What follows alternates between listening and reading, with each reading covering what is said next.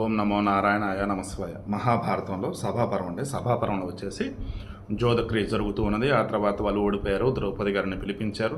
ఇక ఆమె నానా రకాల ఇబ్బంది పెడుతున్నారు. ఇక దెన్ ఆమె ఒక నిస్సహాయ స్థితిలో ఉన్నటువంటి క్షణాన అడ్డదిడ్డంగా అవతలలో మాట్లాడుతూ ఉంటే ఇక భీమసేనుడు అసలు ఇక కోపం తట్టుకోలేక ధర్మరాజు వైపు కూడా చూసావా అన్నా నువ్వేం చేశావో అని పైకి అనలేక లోపల రగిలిపోతున్నాడు. అప్పుడు మొత్తానికి భీముడు మాట్లాడాడు.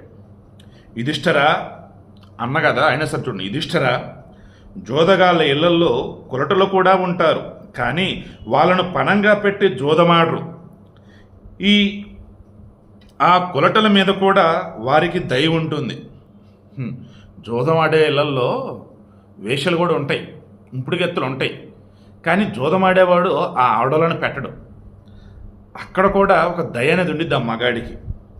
కాశీరాజు కానుక చేసిన ధనాన్ని, ఆయన మనకే తెచ్చిన విలువైనటువంటి ద్రవ్యాన్ని, ఇతర నరపాలురు ఇచ్చిన రత్నాలను, వాహనాలను, ధనాన్ని, కవచాలను, ఆయుధాలను, రాజ్యాన్ని, నిన్ను మమ్ము కూడా శత్రువులు జూదంలో గెలుచుకున్నారు.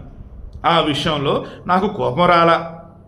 మా సర్వస్వానికి నీవే అధిపతివి, కానీ ద్రౌపదిని పణంగా పెట్టడాన్ని నేను హద్దు మీరటనే భావిస్తున్నాను. అసలు ద్రౌపది నువ్వు ఏ రకంగా పెడతావు? పందెంలో నువ్వు లిమిట్స్ దాటేసావు. ఈ బాల ద్రౌపది పాండవులకు పత్ని అయి క్షుద్రులు, క్రూరులు, సంయమహీనులు అయినటువంటి ఈ కౌరవుల చేత నీ కారణంగా ఇబ్బందులు పడుతుంది. దీనికి ఈమె తగదు. ద్రౌపది ఈ దుర్దశకు నేను నీ మీదనే కోపాన్ని ప్రదర్శిస్తున్నాను. నీ చేతులను తగులు పెడతాను. సహదేవ ఆజ్ఞను తీసుకునిరా. సో రాజా, ద్రౌపది యొక్క ఈ దుర్దశకు నువ్వే కారణం. ఇక నీ చేతులను తగలబెడతా. దాని తర్వాత జూదం ఆడావు. సహదేవుని పిలిచా, సహదేవ అగ్నిని తీసుకుని రా అన్నాడు. అప్పుడు అర్జునుడు అన్నాడు, భీమసేన, ఎందుకు ముందెప్పుడు నీవు ఇటువంటి మాటలు పలుకలేదు? క్రూరకర్ములైనటువంటి శత్రువులు నీ ధర్మ గౌరవ బుద్ధిని నాశనం చేసినట్టే ఉన్నది. శత్రువుల కోరికలను సఫలం చేయవద్దు. శత్రువులు కోరుకుంది అదేరా, మనమంతా కూడా గొడవ పడాలనిరా. ఏంటి అలా చేస్తున్నావు? ఉత్తమ ధర్మాన్నే పాటించు. ధార్మికుడైన అన్నను కాదని ఎవరైనా ప్రవర్తిస్తారేలా? యుధిష్ఠిరుడు శత్రువుల ఆహ్వానాన్ని మన్నించి క్షాత్రవ్రతాన్ని అనుసరించి ఇతరుల కోరిక మేరకు జోదమడాడు. అది మనకెంతో కీర్తిని కలిగిస్తుంది. అప్పుడు భీమసేనుడు మరలా అన్నాడు, ఓయ్ అర్జున, ఇది క్షాత్ర ధర్మానుగుణమే అని నాకు తెలియకపోతే మండే అగ్నిలో యుధిష్ఠిరుని 2 చేతులను కలిపి బలపూర్వకంగా తగులుబెట్టి ఉండేవాడిని. తెలుసు కాబట్టి సైలెంట్గా ఉన్నా. ఇక ఆ విధంగా దుఃఖిస్తున్న పాండవులను, లాగబడుతున్న ద్రౌపదిని చూచి ధృతరాష్ట్రుని కొడుకైనటువంటి వికర్ణుడు ఇలా అన్నాడు. వికర్ణుడు చాలా గొప్పవాడు. ఏమన్నాడు చూడండి. రాజులారా, యాజ్ఞసేని అడిగిన ప్రశ్నకు బదులివ్వండి. ప్రశ్నకు సమాధానం తెలియకపోతే మనమంతా వెంటనే నరకాన్ని పొందవలసి వస్తుంది. కురువృద్ధులైనటువంటి భీష్మ ధృతరాష్ట్రులు అక్కడే ఉండి కూడా ఏమీ అనలేదు. మహామతి అయినటువంటి విదురుడు కూడా నోరెత్తలేదు. అందరికీ గురువైనటువంటి ద్రోణుడు, కృపాచార్యుడు ఇద్దరు బ్రాహ్మణోత్తములు. వారు కూడా ఈ ప్రశ్నకు సమాధానం ఎందుకు చెప్పరు? అన్ని దిక్కుల నుండి వచ్చిన రాజులు ఎందరో ఉన్నారు. వారైనా కామక్రోధాలకు అతీతంగా తమ బుద్ధిని అనుసరించి సమాధానం చెప్పవలసి ఉన్నది. రాజులారా, సౌభాగ్యవతి అయినటువంటి ద్రౌపది పదే వేసిన ప్రశ్నకు విచారించి సమాధానం చెప్పాలి. కానీ ఎవరి పక్షమో తెలియటం లేదే. ఈ రీతిగా వికర్ణుడు ఆ సభాసదులను చాలాసార్లు అడిగాడు. కానీ ఆ రాజులు మంచి చెడుల గురించి అతనికి ఏమీ బదులు చెప్పలేదు.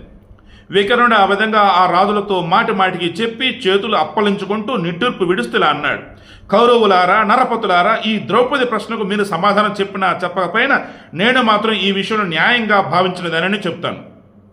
నరోత్తములారా, రాజులకు 4 వ్యసనాలు చెప్పబడి, అవి వేట, మదిరాపణం, తాగుడు, జోదం, విషయాసక్తి అంటే చర్చలు, డిస్కషన్స్ లైక్ ఆవేలు. ఆ వ్యసనాలలో చిక్కినటువంటి నరుడు ధర్మాన్ని వీడి ప్రవర్తిస్తుంటాడు.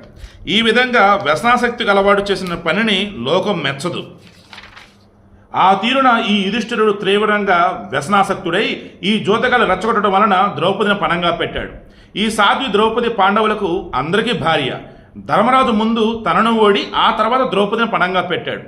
మొత్తాన్ని గెలవాలనుకున్న శకునియే ద్రౌపదిని పణంగా పెట్టే విషయాన్ని ప్రస్తావించాడు. ఇదంతా విచారించి నేను ద్రౌపది గెలవబడలేదనే భావిస్తున్నాను. ఈ మాటలు విన్నటువంటి సభాసదులు వికర్ణుని ప్రశంసిస్తూ శకునుని నిందిస్తూ మాట్లాడసాగారు. సభలో పెద్ద కోలాహలం ఏర్పడింది.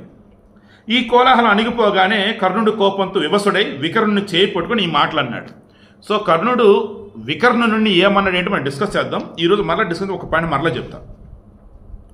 అప్పటికే ఎవరు ధర్మరాజు అంతా ఓడిపోయాడు. ఈమె ద్రౌపది పాండవులందరికీ భార్య. దాన్ని ఇక ధర్మరాజు దగ్గర ఏమీ లేదు. ధర్మరాజుకు ఆ విషయం తెలుసు. కానీ మొత్తాన్ని గెలవాలనుకున్న శకునియే ద్రౌపదిని పణంగా పెట్టే విషయాన్ని ప్రస్తావించాడు. ద్రౌపది ఉంది, తనను కూడా పణంగా పెట్టు అని గుర్తు చేసిన వాడు శకుని. కానీ అప్పటికే వాడు ఓడిపోయాను అని గ్రహించాడు. తనకే అర్హత లేదనుకున్నాడు ధర్మరాజు. ఇటువంటి మూమెంట్లో కూడా ద్రౌపదిని పణంగా పెట్టే విషయం శకుని ప్రస్తావించిన తర్వాత అప్పుడు ధర్మరాజు ఓహో ద్రౌపదిని పణంగా పెట్టొచ్చా అని అప్పుడు ధర్మరాజు పెట్టాడు తప్ప వేరేది కాదు. కాబట్టి ఇక్కడ ద్రౌపది ఇక్కడ ఓడలేదు అండ్ పందెంలో ఆమెకు వస్తువు కాదు. కాబట్టి ఆమెకి ఈ జోదానికి సంబంధమే లేదు అని చెప్పేసి వికర్ణుడు చెప్పాడు. అదే నిజం కూడా. ఇక కర్ణుడు ఏమన్నాడు? కర్ణుడు వచ్చేసి కౌరవుల్లో ఒకడు కాదు, కుంతికి ముందు పుట్టినవాడు. వికర్ణుడు వచ్చేసి ఈ 100 మంది కౌరవులు ఉన్నారా అందులో ఒకడు. సో వికర్ణుడిని చాలా గొప్పగా కీర్తించింది. ఇందుకే ఇంకా తర్వాత చాలా విషయాలు వస్తాయి, రేపు మాట్లాడదాం.